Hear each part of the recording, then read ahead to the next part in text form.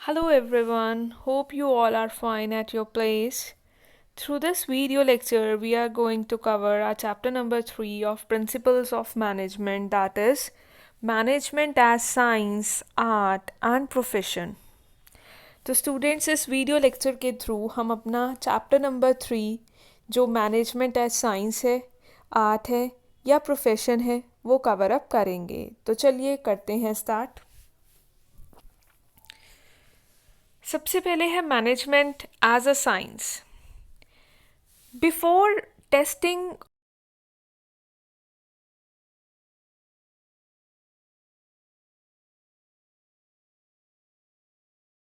को science test करने से पहले हम डिस्कस करेंगे साइंस होती क्या है, साइंस की क्या करेक्टरिस्टिक्स हैं। देन ओनली जब हमें साइंस का मीनिंग क्लियर होगा तभी हम ये पता लगा पाएंगे कि क्या मैनेजमेंट एक प्रॉपर साइंस है कि नहीं है। As we all know that science होती क्या है। साइंस एक सिस्टमेटिक बॉडी ऑफ नॉलेज होती है जो सर्टेन ट्रुथ्स को क्या करती है, एक्सप्लेन करती है। ठीक है, साइंस क्या है, एक सिस्टमैटिक बॉडी ऑफ नॉलेज है और वो जो नॉलेज है वो हमें कैसे मिलती है, विच इज़ एक्वायर्ड, कैसे हम एक्वायर करते हैं, on the basis of observation, चीज़ों को ऑब्जर्व करके, एक्सपेरिमेंट्स करके, एक्सपेरिमेंट्स के करने के बाद उसको प्रैक्टिकली अप्लाई करके और रिजल्ट्स को वेरीफाई करके कि जो चीज़ हमने कंक्लूजन निकाला है वो हर जगह अप्लाई होता है कि नहीं होता। This is known as science. As we all know that जैसे हमारा फोर्स ऑफ ग्रेविटेशन था, न्यूटन ने हमारा लॉ ऑफ ग्रेविटेशन दिया था। उन्होंने क्या बोला था कि अगर ऊपर से कोई चीज़ गिर रही है नीचे, वी ऑल नो दैट कि हमेशा ऊपर से ही चीज़ नीचे की तरफ, अर्थ की तरफ गिरती है। कोई पेड़ से एप्पल है वो नीचे की तरफ गिरेगा, या कोई भी चीज़ आप फेंको वो नीचे अर्थ की तरफ जाती है, ऊपर की तरफ तो नहीं चली जाती ना। तो न्यूटन ने वहीं से कंक्लूजन लगाया था कि there is a force of attraction. Earth के पास एक फोर्स ऑफ अट्रैक्शन है जो चीज़ों को अपनी तरफ अट्रैक्ट करती है, तभी चीज़ें उसकी तरफ जाती हैं। This is known as law of gravitation. हम इसको, उन्होंने तो एप्पल के साथ ही एक्सपेरिमेंट किया था, बट अगर हम बाकी चीज़ों पर भी ये चीज़ अप्लाई करें तो अप्लाई होती है। आप कुछ भी फेंको, चाहे आप पेंसिल फेंको, पेन फेंको, वो हमेशा अर्थ की तरफ ही जाएंगे। ऐसा नहीं है कि सिर्फ एप्पल ही पेड़ से गिरेगा तो जाएगा, नहीं। It is apply on everything which is present in this on this earth, not in universe, on this earth. तो इस अर्थ के ऊपर जो भी चीज़ है वो इसी तरह से नीचे की तरफ जाती है, क्योंकि अर्थ के पास क्या है, ए लॉ ऑफ ग्रेविटेशन है। तो ये तो थी कि जो उन्होंने लॉ ऑफ ग्रेविटेशन दिया था वो हर चीज़ पर अप्लाई होता है, इस वजह से ये क्या है, साइंटिफिक लॉ है। अब जैसे इन्होंने हमें एग्जाम्पल दिया हुआ है, ये क्या कहते हैं, a person complete his study of engineering, during the course of his study he gets complete theoretical knowledge of the subject. His acquiring of knowledge in this manner is a science. अब देख लीजिए, एक person है, वो engineering की पढ़ाई करते हैं, अपने कोर्स के दौरान वो उस पर्टिकुलर, अगर कंप्यूटर साइंस की पढ़ाई कर रहे हैं तो कंप्यूटर्स की वो सारी की सारी थ्योरेटिकल नॉलेज क्या कर लेते हैं, गेन कर लेते हैं। और वो जो नॉलेज को गेन करना है that is known as science.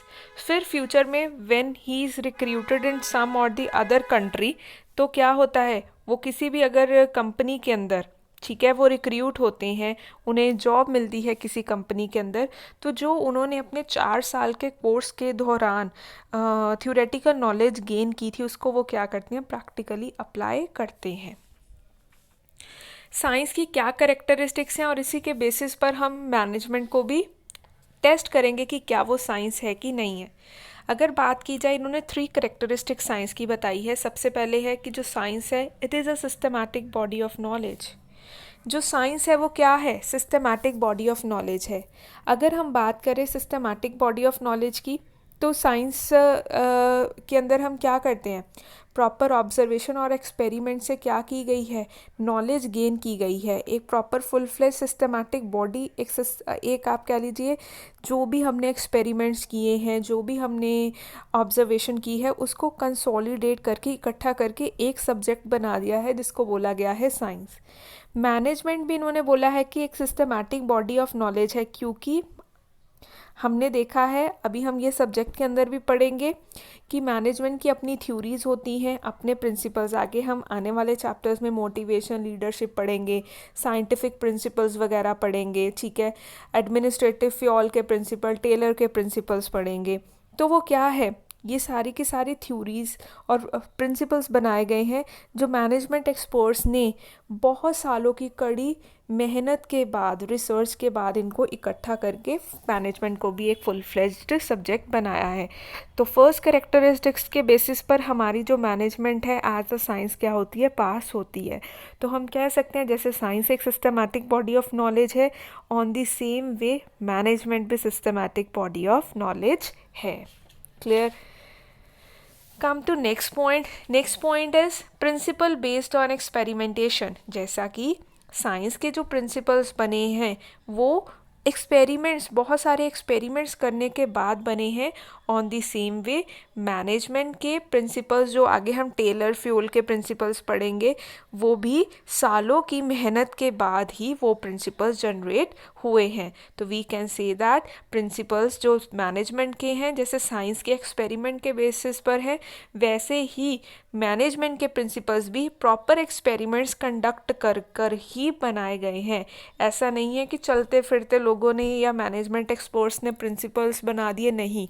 उन्होंने प्रॉपर स्टडी की और स्टडी करने के बाद एक्सपेरिमेंट्स कंडक्ट किए। एक्सपेरिमेंट्स कंडक्ट करने के बाद जो उनकी ऑब्जर्वेशंस और कंक्लूजन्स आए, उन कंक्लूजन्स और ऑब्जर्वेशंस के बेसिस पर उन्होंने प्रिंसिपल्स को क्या किया है, डेवलप किया है। Next is universal validity. What do you mean by universal validity? Universal validity का मतलब होता है कि जो चीज़ हर जगह पर अप्लाई हो जाए। जैसा अभी मैंने एग्जांपल आपको दिया था स्टार्टिंग में कि जो प्रिंसिपल्स हैं साइंस के, दे आर अप्लाइड यूनिवर्सली। जो फोर्स ऑफ ग्रेविटेशन का था, जो न्यूटन ने लॉ दिया था, law of gravitation, that is being applied universally. मतलब कि आप किसी भी चीज़ के ऊपर अप्लाई कर दो, वो चीज़ ऊपर से नीचे की तरफ ही गिरती है, ठीक है। तो जो लॉ ऑफ ग्रेविटेशन था वो हर जगह अप्लाई होता है, ये नहीं कि सिर्फ एप्पल्स के ऊपर ही वो क्या होगा, अप्लाई होगा। ऑन द सेम वे जो मैनेजमेंट के प्रिंसिपल है, they are also applied anywhere and in every situation, ठीक है। But the principles of management are not, देखो नो डाउट जो मैनेजमेंट के प्रिंसिपल्स हैं वो भी अप्लाइड हो जाते हैं, but we can say that कि वो एग्जैक्ट रिजल्ट्स वैसे नहीं देंगे जैसे साइंस के देते हैं। We can apply them in every situation, but जो साइंस के प्रिंसिपल्स हैं वो तो हर जगह पर सेम रिजल्ट्स देंगे। लेकिन अगर बात की जाए मैनेजमेंट के प्रिंसिपल्स की, आगे हम पढ़ेंगे जैसे डिवीजन ऑफ वर्क, स्पेशलाइजेशन, बहुत सारे प्रिंसिपल्स हम पढ़ेंगे। तो अगर हम उनकी बात करें, वो सेम रिजल्ट्स वैसा नहीं दे पाते जैसा साइंस के तो एग्जैक्ट देंगे, क्योंकि मैनेजमेंट के अंदर क्या होता है, डिफरेंट ऑर्गेनाइजेशंस होती हैं, ठीक है, और उनके अंदर चेंजेस होते रहते हैं। वो जो रिजल्ट्स जो हमारे मैनेजमेंट एक्सपर्ट्स ने प्रिंसिपल्स डेवलप किए थे, उन्होंने उस समय जब वो रिसर्च कर रहे थे, उस समय जो ऑर्गेनाइजेशंस के अंदर सिचुएशन थी उनके बेसिस पर उन्होंने वो प्रिंसिपल्स डेवलप किए। बट अगर हम करंट सिनेरियो की बात करें, the situation has been changed, जो सिचुएशन है वो क्या हो चुकी है, चेंज हो चुकी है। तो हम ये नहीं कह सकते कि जो उनके प्रिंसिपल्स हैं वो क्या हैं, अप्लाई हो जाएं, मतलब वो एग्जैक्ट रिजल्ट्स हमें दे दें जो उस टाइम पर एक्सपेरिमेंट करते हुए मैनेजमेंट एक्सपर्ट्स को मिले थे। तो कंक्लूजन में हम ये कह सकते हैं, no doubt science, management science है, बट अगर हम एग्जैक्ट साइंस की बात करें तो वो एग्जैक्ट साइंस नहीं है। एक बहुत अच्छे मैनेजमेंट एक्सपर्ट्स थे अर्नेस्ट डेल, उन्होंने तो मैनेजमेंट को सॉफ्ट साइंस बोला था, क्योंकि इसके जो प्रिंसिपल्स हैं they are not as rigid as the principles of exact science are. मतलब इसके रिजिड नहीं हैं, हम फ्लेक्सिबल हैं प्रिंसिपल्स मैनेजमेंट के, हम इनको अपने सिचुएशन के अकॉर्डिंगली चेंज कर सकते हैं। लेकिन अगर बात की जाए साइंस, क्या आप लॉ ऑफ ग्रेविटेशन को बदल सकते हैं? नहीं, उसके जो प्रिंसिपल्स है that are rigid as compared with the principles of management. So we can say that management is not as exact science, ठीक है, it is a soft science because changes can be made according to the change circumstances. Clear students? Now come to management. अब ये check करते हैं कि क्या management art है? Science पे तो हमें पता लग गया कि एग्जैक्ट साइंस नहीं, हम इसको कह सकते हैं सॉफ्ट साइंस बोल सकते हैं, सॉफ्ट साइंस, ठीक है, क्योंकि सिचुएशन के अकॉर्डिंगली हम इसकी जो भी आप कह लीजिए प्रिंसिपल्स वगैरह उनको मोल्ड कर सकते हैं। लेकिन अब क्वेश्चन अराइजेस कि अब मैनेजमेंट आर्ट है। चलिए देखते हैं, टेस्ट करते हैं, ठीक है, कि मैनेजमेंट आर्ट है कि नहीं है। तो सबसे पहले तो हमें पता होना चाहिए आर्ट होती क्या है। तो art refers to the practical application of existing knowledge skilfully. Practical knowledge है मेरे अंदर, मेरे पास कोई प्रैक्टिकल नॉलेज है, मेरे को पता है ये जैसे स्टिचिंग है, या आप कह लीजिए मेरे को पेंटिंग करनी आती है, या मतलब मुझे I know that how to paint particular figure और अ डायग्राम, और how to paste something on a paper. ये मुझे इसकी नॉलेज है। जब मैं इसको प्रैक्टिकली क्या करूँगी, अप्लाई करूँगी, जो एग्जिस्टिंग नॉलेज को मैं प्रैक्टिकली क्या करूँगी, अप्लाई करूँगी, ठीक है। मेरे को मालूम है कि इस तरह से मिरर्स पेस्ट होते हैं पॉट के ऊपर, इस तरह से फ्लावर्स पेस्ट होते हैं किसी पॉट के ऊपर, तो मैं क्या कर दूँगी, जब उसको एक्चुअल में प्रैक्टिकली अप्लाई करूँगी, दैट मीन्स आई नो, लेकिन अब मैं प्रैक्टिकली पेस्ट कर ही रही हूँ एक पर्टिकुलर अर्दन पॉट के ऊपर, वो मिरर्स हो गए या आप कह लीजिए फ्लावर्स हो गए, तो then that is refers to art. मतलब जो भी आपके पास एग्जिस्टिंग नॉलेज है, जब आप उसको प्रैक्टिकली अप्लाई कर देते हो, then that is known as art. Clear हो गया। जैसे इंजीनियरिंग की पढ़ाई करके आपने नॉलेज गेन की, दैट इज़ साइंस, लेकिन जब आप नॉलेज गेन करने के बाद उसको प्रैक्टिकली अप्लाई करते हो, ठीक है, प्रैक्टिकल लाइफ में, कभी आपने सपोज कंप्यूटर साइंस में इंजीनियरिंग की, आपने जो नॉलेज गेन की, थ्योरेटिकल नॉलेज गेन की, then that is known as science. But जब आपने वो इंजीनियरिंग की पढ़ाई को, आपने सपोज कोई कंप्यूटर का कोई हार्डवेयर ठीक करने में, ठीक है, सॉफ्टवेयर्स को इंस्टॉल करने में वो पढ़ाई का इस्तेमाल किया, तो then that is known as art, क्योंकि आपने जो थ्योरेटिकल नॉलेज थी उसको क्या किया, प्रैक्टिकली अप्लाई किया। तो कुछ एक करेक्टरिस्टिक्स इन्होंने आर्ट की दी हुई हैं। वो करेक्टरिस्टिक्स क्या क्या है? The first one is existence of theoretical knowledge, second one is personalised application, and third one is based on practice and creativity. अगर हम बात करें एग्जिस्टेंस ऑफ थ्योरेटिकल नॉलेज की, तो आर्ट क्या है? Art is always based on certain theoretical knowledge, ठीक है। आर्ट क्या है? अब मैंने कुछ भी आर्टिस्टिक चीज़ करनी है, ठीक है, तो मैं आर्टिस्टिक चीज़ कैसे करूँगी? मेरे पास कोई उसका नॉलेज होगा, मेरे पास मेरे को मतलब जैसे अब मेरे को अगर कंप्यूटर ठीक करना है, तो मेरे पास कंप्यूटर के बारे में सारी जानकारी होगी ना, थ्योरेटिकल नॉलेज होगी, तभी ही मैं क्या कर पाऊँगी, कंप्यूटर को, उसके हार्डवेयर्स को ठीक कर पाऊँगी। उसके अंदर अगर कोई सॉफ्टवेयर इंस्टॉल करने हैं तो मैं वो इंस्टॉल कर पाऊँगी। तो एक बेस होना चाहिए आर्ट के लिए, और वो बेस क्या है? थ्योरेटिकल नॉलेज का। और मैनेजमेंट के लिए इन्होंने क्या बोला है?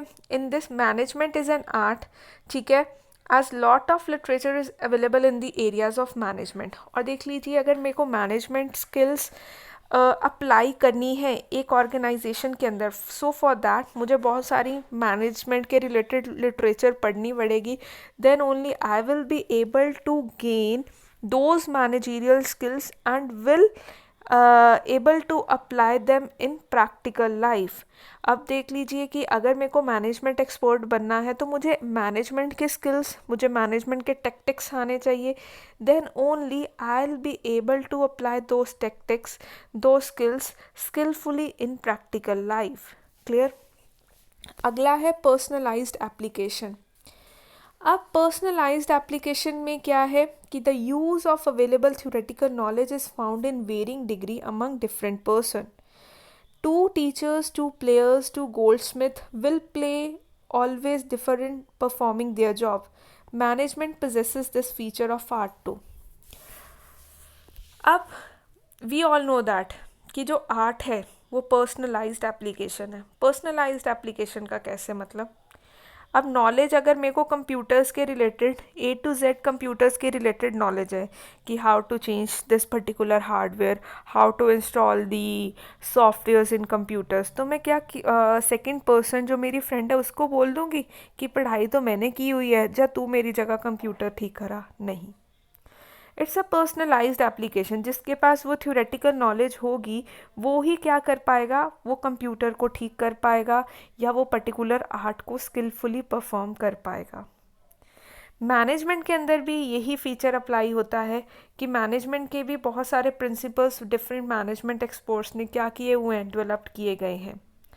अब मैनेजर्स इन प्रिंसिपल्स को किस तरह से अप्लाई करते हैं वो डिपेंड करता है उनकी लेवल ऑफ नॉलेज के ऊपर।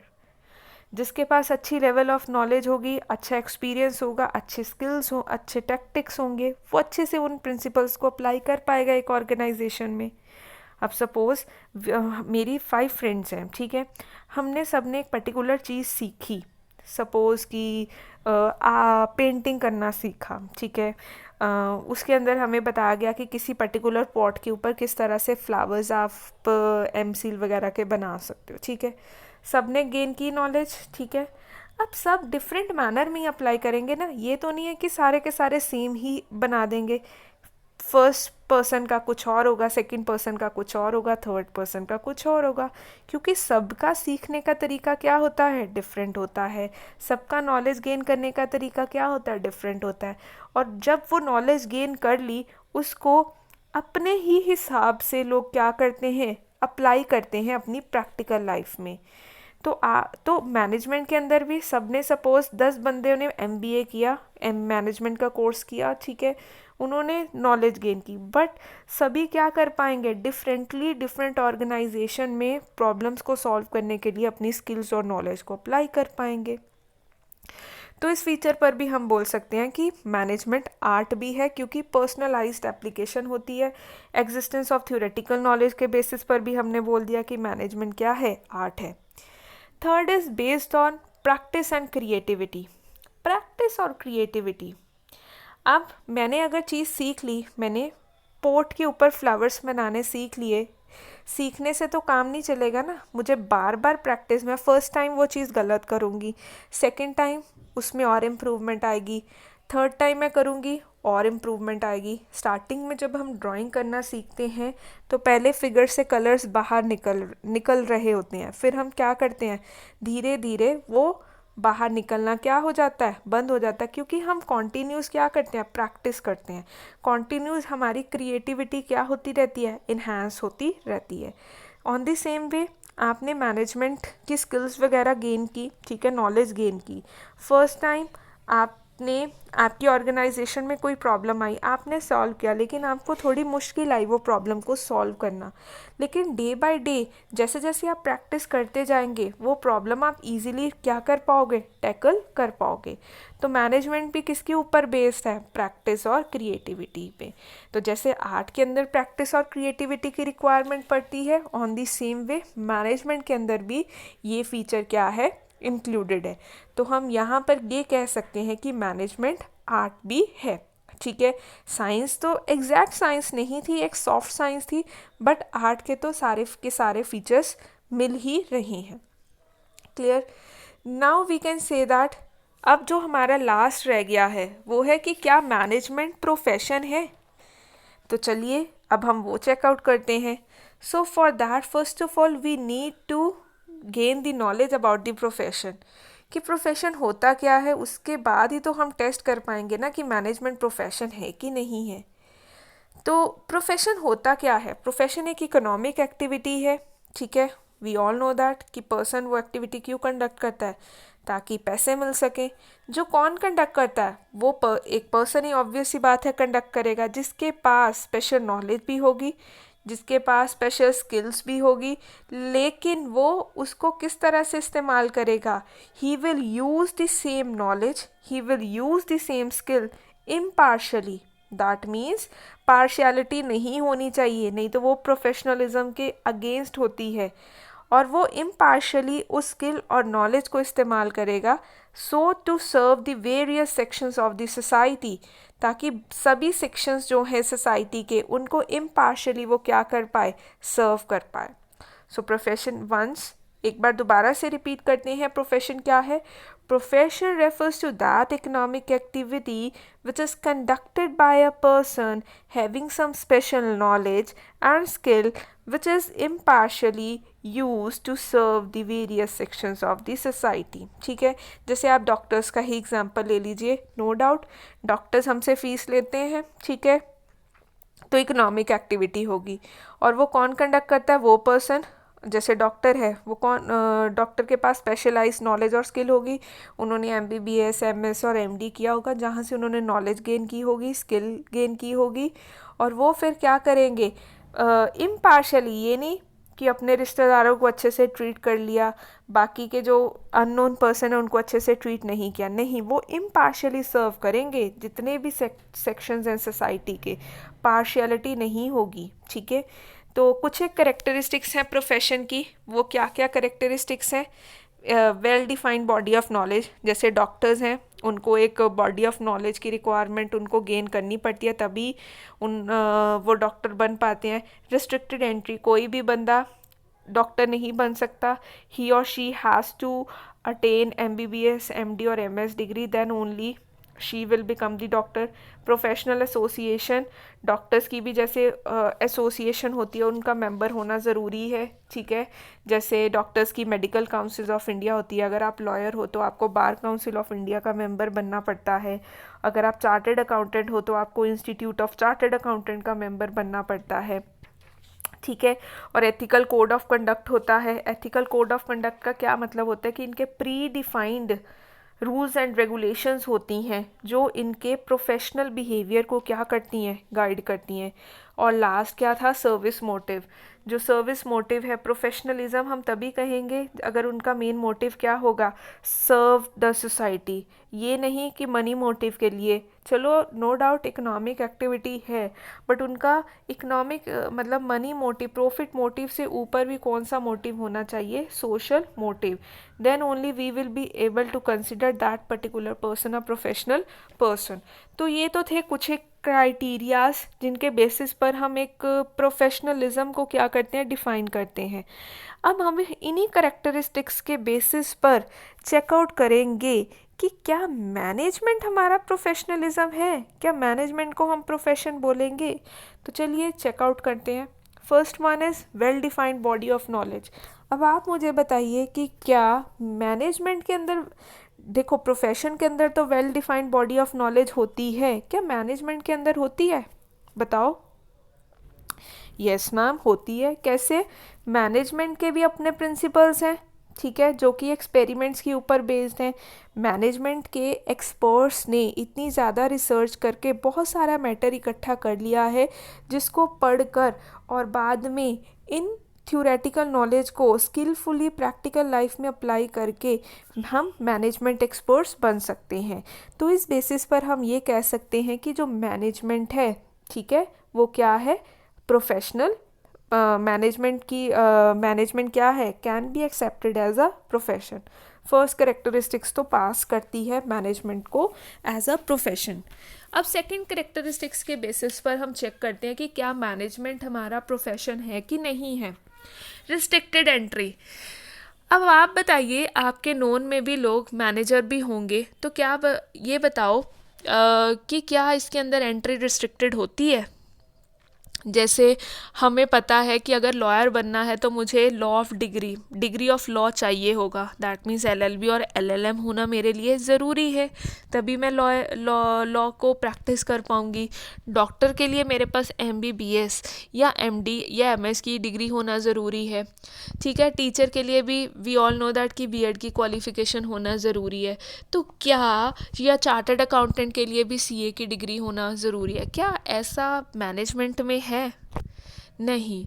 आपने देखा होगा कई बार ग्रेजुएट, जैसे BCom BSc या कुछ भी और ग्रेजुएशन डिग्री उन्होंने की हुई है, वो भी एज अ मैनेजर एक्ट कर रहे हैं। नो डाउट बहुत सारे अब कोर्सेज आ चुके हैं मार्केट के अंदर जो हमें मैनेजमेंट प्रोफेशनल्स बनाते हैं, but still we can say that, but ऐसा कुछ भी रिस्ट्रिक्शन नहीं है कंपनीज़ के अंदर कि सिर्फ वो पर्टिकुलर डिग्री वाले लोग ही मैनेजर बन सकते हैं। नहीं, ऐसा नहीं है। सो ऑन दिस बेसिस हम ये कह सकते हैं कि management can not be accepted as a profession, क्योंकि इसके अंदर रिस्ट्रिक्शंस नहीं है मैनेजमेंट।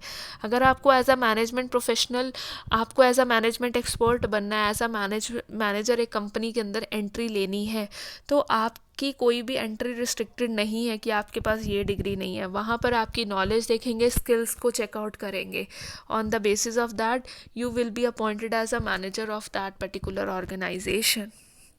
तो यहाँ तो हमारा जो मैनेजमेंट है वो क्या होता है, फेल होता है। यहाँ पास हो गया, यहाँ फेल हो गया। क्लियर। अब है प्रोफेशनल एसोसिएशन। जो थर्ड कैरेक्टरिस्टिक्स है प्रोफेशन की, वो क्या है कि it must have a representative professional association which performs the following. अब देख लीजिए, एक प्रोफेशन के अंदर एक प्रोफेशनल एसोसिएशन होती है, ठीक है। जैसे मैंने आपको इंट्रो में भी बताया कि अगर आप जैसे डॉक्टर्स के लिए मेडिकल काउंसिल ऑफ इंडिया बना हुआ है, लॉयर्स के लिए बार काउंसिल ऑफ इंडिया है, चार्टर्ड अकाउंटेंट्स के लिए इंस्टीट्यूट ऑफ चार्टर्ड अकाउंटेंट्स हैं, और ये सब हैं, ठीक है। तो क्या ये तो और ये जो एसोसिएशंस बनाई गई हैं, इनका काम क्या होता है कि एंट्री को रेगुलेट करना, सर्टिफिकेट ऑफ प्रैक्टिस। सपोज आप सीए करते हो तो जो आपकी डिग्री आती है वो कहाँ से आती है, institute of chartered accountant for chartered accountant से, ठीक है। तो ये आपको सर्टिफिकेट ऑफ प्रैक्टिस ग्रांट करते हैं। और लास्ट हमें कोड ऑफ कंडक्ट बताते हैं कि हमें अपनी एक्टिविटीज़ किस दायरे में रहते हुए कंडक्ट करनी है। नो डाउट मैनेजमेंट की भी एक इस तरह की एसोसिएशन ऑल इंडिया लेवल पर बनी हुई है, ठीक है, जिसको हम बोलते हैं all India managerial association. But ये ज़रूरी नहीं है कि आपको इस एसोसिएशन का मेंबर बनना है, ठीक है। बाकी जितने भी प्रोफेशनल्स हैं, जैसे डॉक्टर्स हैं, इनको मेडिकल काउंसिल का मेंबर होना ज़रूरी है। अगर आप लॉयर हो तो आपको बार काउंसिल ऑफ इंडिया का मेंबर बनना ज़रूरी है। अगर आप चार्टर्ड अकाउंटेंट हो तो आपको इंस्टीट्यूट ऑफ चार्टर्ड अकाउंटेंट्स का मेंबर बनना ज़रूरी है। But on the other hand, अगर आप मैनेजर हो, ये कंपलसरी नहीं है कि आपको ऑल इंडिया मैनेजमेंट एसोसिएशन का मेंबर बनना ही बनना है। तो इस बेसिस पर भी हम बोल सकते हैं कि management can not be accepted as a profession, ठीक है। तो यहाँ पर भी फेल हो रहा है। Next is ethical code of conduct. We all know that कि जैसे डॉक्टर्स हैं या जो भी मेडिकल प्रैक्टिशनर्स हैं, चार्टर्ड अकाउंटेंट्स हैं या लॉयर्स हैं, इनको एक प्रॉपर कोड ऑफ कंडक्ट क्या करना पड़ता है, फॉलो करना पड़ता है। इनको प्रॉपर रूल्स रेगुलेशंस इनके बने हुए हैं जो इनके प्रोफेशनल बिहेवियर को क्या करते हैं, गाइड करते हैं। बट मैनेजमेंट के केस में ऐसा नहीं है। मैनेजमेंट के इस तरह के कोई भी कोड ऑफ कंडक्ट नहीं है, ठीक है। नो डाउट एक दायरे में रहते हुए ही उसको भी, मैनेजर को भी अपना काम करना चाहिए, बट इस तरह से कुछ भी specified code of conduct manager का नहीं है। तो इस बेसिस पर भी management as a profession accept नहीं होता। यहाँ पर भी फेल हो रहा है। Last is service motive. अब प्रोफेशनल का क्या है, नो डाउट मैंने जब आपको मैनेजमेंट प्रोफेशन की मीनिंग बताया था तो उसमें यही बताया था कि मैनेजमेंट प्रोफेशन एक इकोनॉमिक एक्टिविटी है। बट उस इकोनॉमिक प्रायोरिटी के ऊपर भी उसका एक प्रायोरिटी है। वो प्रायोरिटी क्या है, सर्विस मोटिव की, कि वेरियस सेक्शंस ऑफ सोसाइटी को क्या करना है, सर्व करना है, ठीक है। जैसे आपने देखा होगा, डॉक्टर्स, सपोज एक पर्सन है, ही और she is on bed, death bed, वो डेथ बेड पे अपनी आखिरी सांसें गिन रही है, या आप कह लीजिए कि बहुत मेजर एक्सीडेंट। डॉक्टर ये नहीं कहेगा कि पहले पैसे जमा करवाओ तभी मैं इलाज शुरू करूँगा, नहीं, उसकी जो फर्स्ट प्रायोरिटी है वो क्या है, to save that particular person, की कोशिश करना कि उसकी जान को बचाया जा सके। पैसे बाद की बात है, लेकिन करंटली वो इस बात पर रिस्ट्रिक्ट नहीं कर सकता कि मैं एडमिट नहीं करूँगा जब तक आप पैसे जमा नहीं कराएंगे। तो जो मेन मोटिव है वो क्या है प्रोफेशनल पर्सन का, वो यही है service motive, to impartially serve the various section of the society. Impartially serve करना है उसको, जितने भी सोसाइटी के अंदर सेक्शंस हैं। सेम वे मैनेजर का भी यही काम है, ठीक है। उसका भी मेन मोटिव क्या है, सर्विस मोटिव ही। तो इस बेसिस पर तो हमें कोई हेजिटेशन नहीं है। इस बेसिस पर हमारा जो मैनेजमेंट है एज अ प्रोफेशन क्या होता है, पास होता है, क्योंकि मैनेजर का मोटिव भी क्या है, to serve the various section of the society.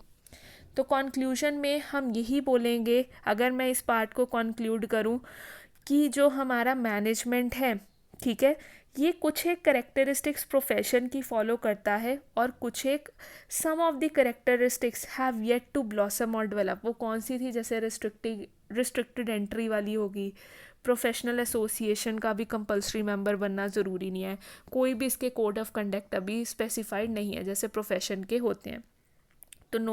तो in this way management as a profession is still, अगर मैं बात करूँ इंडिया के अंदर, जो मैनेजमेंट है अभी भी इन्फेंसी की स्टेज पर है। इन्फेंसी वर्ड आया है इनफैंट से। इनफैंट्स कौन से होते हैं? छोटे बच्चे, 1-2 ईयर्स वाले, जो टॉडलर्स होते हैं, ठीक है।